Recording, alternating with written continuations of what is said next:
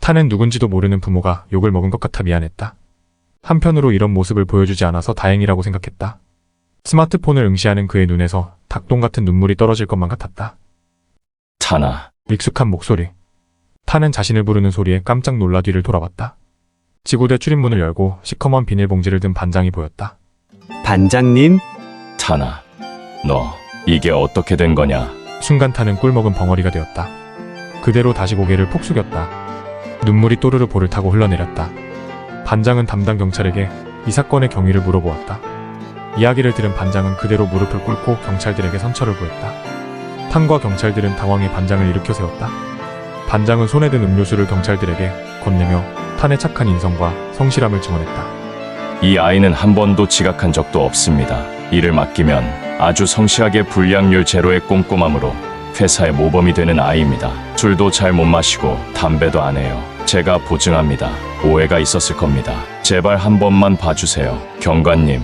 일단 조서부터 마무리 짓고 얘기합시다. 지금 얘기해봤자 소용없어요. 사건이 들어온 이상 조서는 써야 하거든요. 경찰의 말에 반장은 수긍하며 물러섰고 경찰은 다시 조서를 쓰기 시작했다. 반장은 작업이 다 끝날 때까지 조바심을 내며 지켜봤다. 김탄에게는 상당히 불편한 시간이었다. 조서 작업을 마친 경찰은 쌍방과실이지만 폭행 사건이기에 형사 합의가 가장 깨끗하게 사건을 종결시킬 수 있다고 설명했다. 김탄 씨, 피해자가 전치 몇 주를 청구할지 모르지만 한 주당 100만 원 정도로 생각하세요. 사건이 일어난 술집에서는 흔한 일이라 피해 보상금과 위자료는 많이 청구하지 않을 거예요. 걱정 말고 집에 가서 기다리세요. 그렇게 김탄이 사건은 일단락되었다. 경찰서에서 볼 일이 다 끝났다. 반장과 탄은 지구대 문을 나섰다. 집에 가려던 탄을 반장이 잠깐 얘기 좀 하자며 지구대 앞 화단에 억지로 앉혔다. 반장은 검은 비닐봉지에서 경찰들에게 주고 남은 음료수 하나를 꺼내 탄에게 건넸다. 그리고 속이 타는지 말없이 주머니에서 담배를 꺼내 입에 물고 불을 붙였다. 탄에게 병 음료를 건네며 말했다. 얼른 마셔. 네. 탄은 시키는 대로 병을 따 마셨다. 반장은 담배 한 모금을 깊게 들이마신 후 연기를 내뱉었다. 담배 연기 사이로 비친 반장의 얼굴에는 근심이 가득했다. 반장의 눈치를 살피던 김탄은 부끄러웠다. 그런데 여긴 어떻게 알고 오셨어요? 영식이한테 연락받았다. 전화해서 다짜고짜 내가 사고 쳤다고 하더라. 나보고 가보라며 여기를 가르쳐줬다. 김탄이 믿을 수 없다며 되물었다. 영식이 형이요? 그래. 지금 어디 있는데요? 몰라. 그걸 내가 어떻게 알아. 아마 여자친구 집에 있을걸. 둘이 좋아 죽고 못 살잖아. 이럴 수가. 김탄은 반장의 말을 듣고 화가 났다. 이 사건의 원조이자 주범 마영식은 지금 여자친구 집에 있었다. 영식은 튄 것이었다. 술집 사건이 터지고 난 후 정신없던 탄은 영식이 사라진 걸 경찰차에 탄 뒤에야 알았다. 당연히 마영식은 기절했으니 병원에 있을 거라 생각했던 건 그만의 착각이었다. 영식이 비겁하게 탄만 버려두고 튄 거라는 걸 반장을 통해 알게 된 김탄은 배신감에 마음이 상했다. 이 배신자, 영원한 우정을 맹세해놓고선 가장 중요한 순간에 내빼다니. 탄의 얼굴이 심각해지자 반장이 뚫어져라 쳐다봤다. 영식이는 왜 찾아? 갑자기 사라져 버려서. 반장이 갑자기 발끈하며 소리쳤다. 뭐? 영식이랑 같이 있었어? 내가 그 녀석이랑 어울리지 말라고 했잖아. 자꾸 사고나 치는 놈을 왜 따라다녀? 아니에요. 그게 아이고 참, 영식이 형은 잘못 안 했어요. 오해하지 마세요. 그래도 영식이 형 착하잖아요. 착하면 뭐해? 사고 뭉치인 걸지? 영식이 형 혹시 혼내실 거예요? 아니, 왜 혼내? 잘못한 것도 없다며. 반장이 그렇게 말해도 분명 사소한 꼬투리라도 잡아서 영식에게 싫은 소리를 할 게 뻔했다. 안 그래도 반장이 탄만 편애한다고 상처받았던 영식이 또 상처받을까봐 김탄은 걱정이 됐다. 아무리 사고를 쳐도 김탄에게는 영식이 가장 소중한 사람이었다. 그로 인해 김탄의 마음이 불안해졌다. 반장은 걱정 반, 근심 반으로 음료수를 쳐다보고 있는 탄에게 조심스레 입을 열었다. 그런데 어디 다친 데는 없고? 네, 멀쩡해요. 반장은 담배를 화단 위 흙에 비벼 끄고 옆으로 툭 던졌다. 하필 떨어진 담배꽁초 벽 위로 금연이란 팻말이 걸려 있었다. 팻말을 본 반장은 순간 흠칫 놀랐지만 바로 무시했다. 다친 데 없으니 됐다. 합의금은 내가 어떻게 해서든 마련할 테니 너무 걱정 마라. 탄이 깜짝 놀라 소리쳤다. 괜찮아요, 반장님. 반장은 탄보다 더 큰 목소리로 소리쳤다. 군소리 말고 받으라면 받아. 보육원에서 나와서 벌어봤자 얼마나 모았겠어. 죄송해요. 김탄은 만 18세 나이가 되던 해 생일이 지나고 정부에서 지원해준 자립 정착금 500만 원을 들고 보육원을 나왔다. 그리고 지금 일하고 있는 신호프로텍에 입사했다. 올해 한국 나이로 20살인 김탄에게 거금이 있으리 만무했다. 그런 김탄에게는 피해보상금이 만만치 않았다. 김탄은 자신의 처지를 헤아려준 반장이 고마웠다. 반장은 참 속이 깊은 사람이었다. 그러나 반장의 배려와는 달리 그에 반해좋지 않은 모습을 보여준 것 같아 김탄은 또다시 부끄러워졌다. 탄은 의기소침해져 고개를 숙였고 그런 탄을 물끄러미 바라보던 반장이 다짜고짜 소리를 질렀다. 에이, 이 녀석, 자네 새끼가 그깟 일로 풀이 죽어서야 쓰나.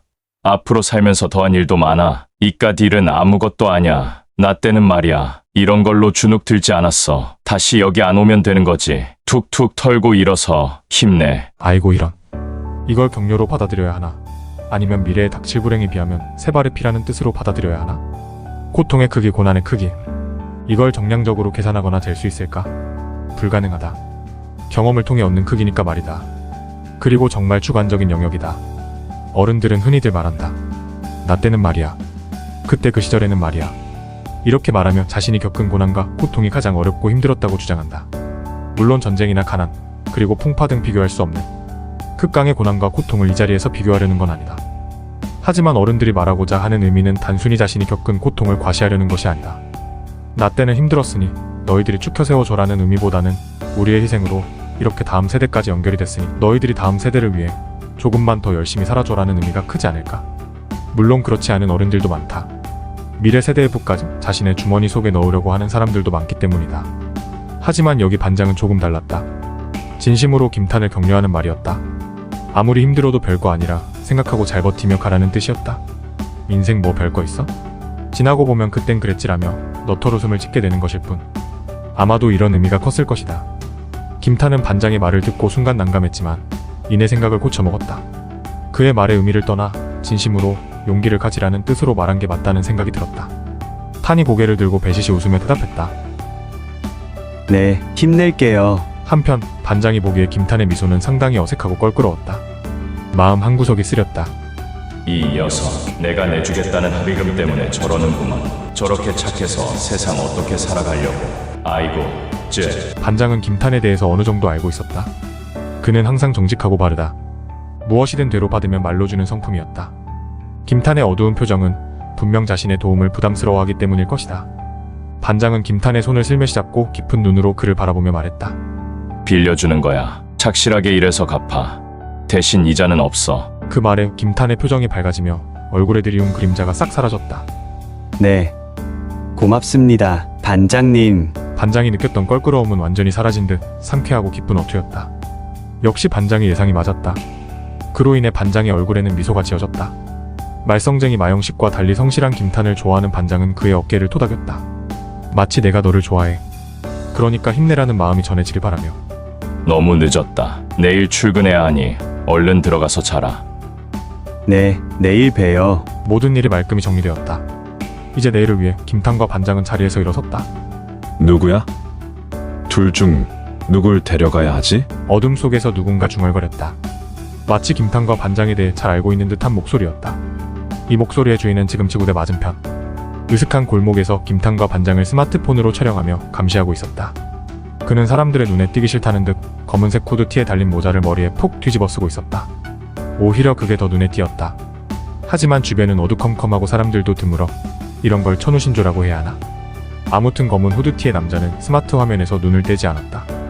화면 속 김탄과 반장을 쳐다보는 그의 표정은 긴박했고 눈은 번뜩였다. 집요하고 날카로운 그 표정은 소름 끼칠 정도였다. 그때 갑자기 그의 인이어로 목소리가 들려왔다. 삼촌! 설마 아직도 쓰고 있는 거 아니지? 그거 쓰면 눈에 더 띈다고 했는데 아직도 쓰고 있을 것 같아. 남자는 곧바로 후드티의 모자를 벗었다. 그러자 그의 얼굴이 드러났다. 20대 후반의 잘생긴 얼굴, 강하면서도 날카로운 인상이었다. 이 남자의 정체를 알려면 과거 만년 전으로 거슬러 올라가야 한다. 그는 만년 전 파놈의 오른팔, 바룬의 직계 후손이다. 바룬족인 그의 이름은 박토. 박달 박씨의 직계 후손으로 나이는 29세. 한때 무단이었지만 현재는 바탈 파인더였다.